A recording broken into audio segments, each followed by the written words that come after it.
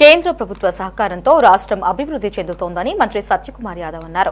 నంద్యాలలో గురు Raghavendra educational institute 23వ వార్షికోత్సవంలో మంత్రి పాల్గొన్నారు. బ్యాంకు ఉద్యోగాల కోచింగ్లో 2 తెలుగు రాష్ట్రాలలో గురు రాఘవేంద్ర సంస్థకు మంచి పేరుందని కొనియాడారు. ఈ సంస్థలో శిక్షణ పొందిన వేలాది మంది యువతీ యువకుల్లో దాదాపు 43,000 మందికి పైగా బ్యాంకుల్లో ఉద్యోగాలు సాధించారని మంత్రి వివరించారు. ఎడ్యుకేషనల్ ఇన్స్టిట్యూషన్స్ ఆధ్వర్యంలో జరుగుతున్న 23వ వార్షికోత్సవానికి రావడం జరిగింది. శ్రీ పెద్దిరెడ్డి దస్తగిరెడ్డి గారు 36 సంవత్సరాల క్రితం బ్యాంకింగ్ కోచింగ్ ప్రారంభించి 42,000 పైగా బ్యాంకింగ్ రంగంలో ప్రభుత్వ ఉద్యోగాల్ని రావడానికి దోహదపడి ఇన్ని వేల మంది జీవితాలను మలిచి తర్వాత పిల్లలకి నాణ్యమైన విద్యను అందుబాటులో ఇవ్వడం కోసం ఇక్కడే మంచి విద్యా సంస్థను నెలకొల్పి కార్పొరేట్ స్థాయి విద్యను కూడా ఇక్కడ అందిస్తూ తన జన్మభూమి మీద ప్రేమను చాటుకుంటూ అనేక జీవితాలను ఇవాళ మలుస్తూ వారి జీవన ప్రమాణాలను పెంచుతున్నారు. ఒక వ్యక్తి ఇంత పెద్ద సామ్రాజ్యాన్ని నిర్మించి సమాజ నిర్మాణం కోసం దోహదపడడం అభినందనీయం. కార్పొరేట్ వ్యవస్థ పెరుగుతున్న ఈ రోజుల్లో ఇతర పట్టణాలకి సిటీలకి విస్తరింపజేయకుండా తన జన్మభూమి మీద ప్రేమతో ఇతర ప్రాంత ప్రజల మీద అభిమానంతో ఇటువంటి విద్యా సంస్థలను ఏర్పాటు చేసి విద్యను అందిస్తున్నందుకు వారికి నేను అభినందిస్తున్నాను. ముఖ్యంగా యువత విద్యార్థులు ఇవాళ మారుతున్న పరిస్థితులకు అనుగుణంగా వారి విద్యను అభ్యసించాల్సిన అవసరం ఉంది.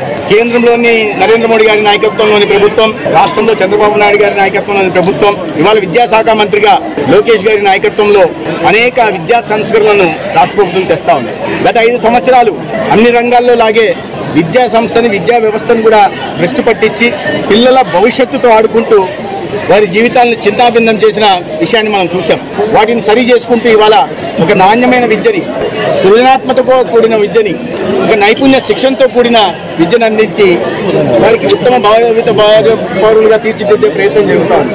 కేంద్ర ప్రభుత్వం కూడా విద్యార్థులకి చిన్న వయసు నుంచే శాస్త్రీయ దృక్పథం మీద దృష్టి కేంద్రీకరించేలాగా చేసేటందుకు ఇప్పుడు ఈ సంవత్సరం బడ్జెట్లో 50,000 టింకరింగ్ ల్యాబ్లు ఇవ్వడం కానీ, లేదా ఐఐటీని పటిష్టపరచడం కానీ, లేదా స్టార్టప్స్ కోసం ఫండ్స్ని క్రియేట్ చేయడం కానీ, లేదా ఐఐటీల్లో ప్రైవేటు రంగంతో కలిసి R&D మీద ప్రత్యేక దృష్టి పెట్టి 10,000 కోట్లు కేటాయించడం కానీ చాలా అభినందనీయం.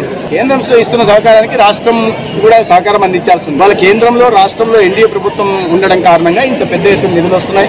మౌలిక సదుపాయాల కల్పన కోసం కానీ, రాజధాని నిర్మాణం కోసం 15,000 కోట్లైనా, పోలవరం నిర్మాణం కోసం 12,500 కోట్లైనా, లేదా ప్రత్యేక రైల్వే జోన్ అయినా, బర్త్ పార్క్ అయినా, లేదా మన ఏరియాల్లో 3 ఎకనామిక్ కారిడార్లైనా, నోడ్ల మీద ప్రత్యేక దృష్టి పెట్టినా, ఎయిర్పోర్టు నిర్మాణం జరుగుతున్నా, మౌలిక సదుపాయాల కల్పన విపరీతంగా హైవేల నిర్మాణం కానీ, లేదా ఎక్స్ప్రెస్ వేల నిర్మాణం జరుగుతున్నా, 83,000 కోట్లతో రైల్వే నిర్మాణం పనులు జరుగుతున్నా, ఇవన్నీ ఎందుకయ్యా అంటే కేంద్రంలో రాష్ట్రంలో ఎన్డీఏ ప్రభుత్వాలు ఉండడం వల్ల దీన్ని ప్రజలు గుర్తించాల్సిన అవసరం ఉంది. ఇంత పెద్ద ఎత్తున ఇవాళ అభివృద్ధి కార్యక్రమాలు జరుగుతాయి. ఈ వికసిత భారత్ ఏదైతే 2047 నాటికి మనం వికసిత భారత్ నిర్మాణాల ప్రపంచ అతిపెద్ద ఆర్థిక వ్యవస్థల్లో 1వ లేదా 2వ స్థానానికి వెళ్లాలని కలగంటున్నామో ఆ కళను సాకారం చేసే దిశగా ఆంధ్రప్రదేశ్ అభివృద్ధి కూడా వికసిత భారత్లో భాగస్వామ్యం అవుతుందని, అటువంటి నేతృత్వం కేంద్రంలో రాష్ట్రంలో ఉందని నేను భావిస్తున్నాను.